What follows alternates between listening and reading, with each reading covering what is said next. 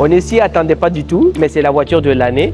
On les attendait dans les téléphones, dans la technologie et aujourd'hui, ils sont dans l'automobile. Ils l'ont bien évidemment réussi parce qu'il est en tête des ventes cette année et c'est la SU7 de Xiaomi. Je pense bien ne plus avoir à vous convaincre sur le niveau de confort et de technologie des véhicules chinois et vous connaissez particulièrement cette entreprise parce que vous avez eu à utiliser certainement leur téléphone.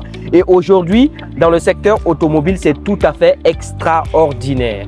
Ce véhicule à vue d'œil a l'allure d'un véhicule de sport, mais honnêtement, à l'intérieur, on se sentirait dans une berline de luxe.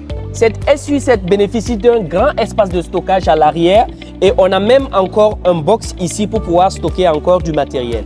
On parle d'ici de vision à 360 degrés, de parking automatique, de conduite autonome, car vous savez qu'on est dans un domaine de technologie. La SU7 existe en deux configurations en ce qui concerne l'autonomie, une de 350 km et une de 510 km. On retrouve encore une fois de plus les radars laser LiDAR qui permettent au véhicule d'assister sa conduite autonome.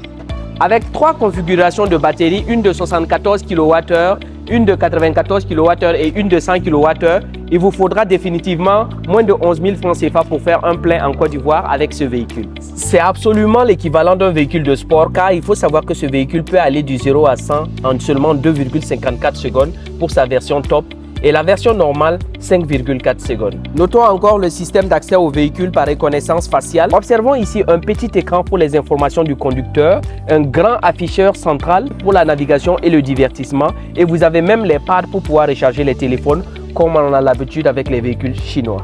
Et en plus du véhicule, il est parfaitement possible de pouvoir s'acheter des accessoires pour ceux qui sont fans de la marque. Nous savons maintenant tous que la majorité des véhicules électriques ne sont pas obligés d'avoir un moteur dans le capot. Et c'est le cas avec cette Xiaomi SU7 où le moteur est à l'intérieur et vous avez encore un espace de stockage ici.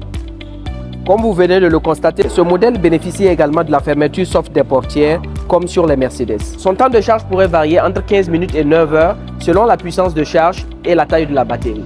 Et nous terminons bien évidemment avec le prix et il faut savoir que cette SU7 Xiaomi peut vous être offerte à partir de 25 millions de francs CFA livrée à Abidjan.